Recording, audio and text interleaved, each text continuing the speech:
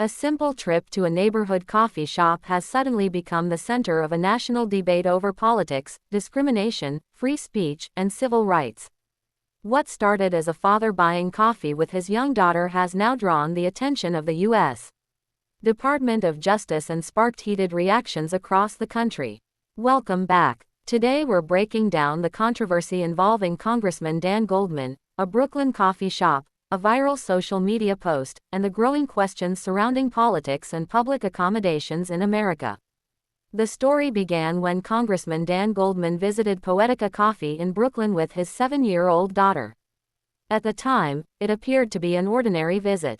But shortly afterward, the coffee shop publicly criticized Goldman on social media because of his support for Israel.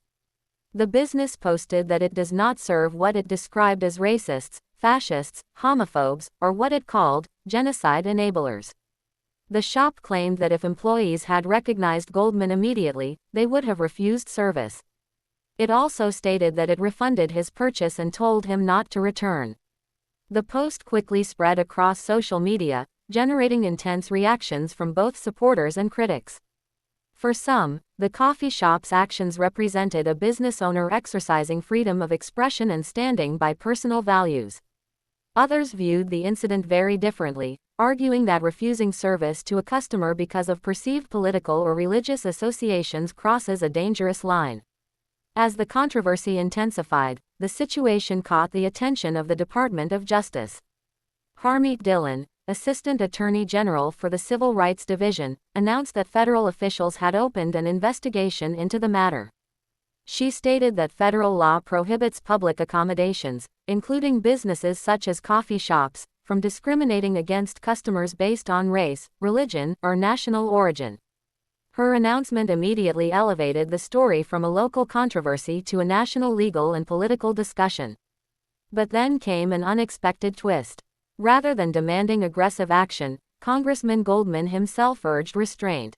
Speaking publicly after the incident, Goldman suggested that a federal civil rights investigation might not be necessary in his case. He acknowledged that the situation was unsettling but emphasized that there are members of the Jewish community facing more serious concerns and threats that deserve the Civil Rights Division's attention. Goldman also suggested that the coffee shop may have misunderstood his beliefs and positions.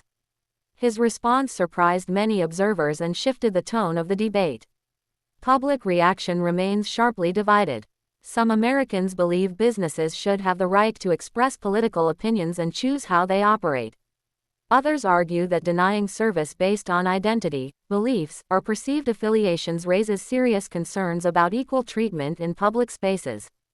At its heart, this story touches on larger questions that continue to divide the country. Where is the line between free expression and discrimination? Should businesses be allowed to refuse service based on political disagreements? And how should civil rights laws apply in an era of increasingly polarized politics? For now, the Department of Justice investigation remains ongoing, while the coffee shop has largely remained silent. But one thing is certain.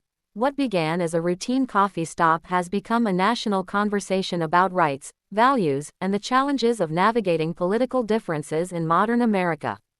And as the debate continues, many Americans are left asking the same question. Can a country deeply divided by politics still find common ground in everyday life?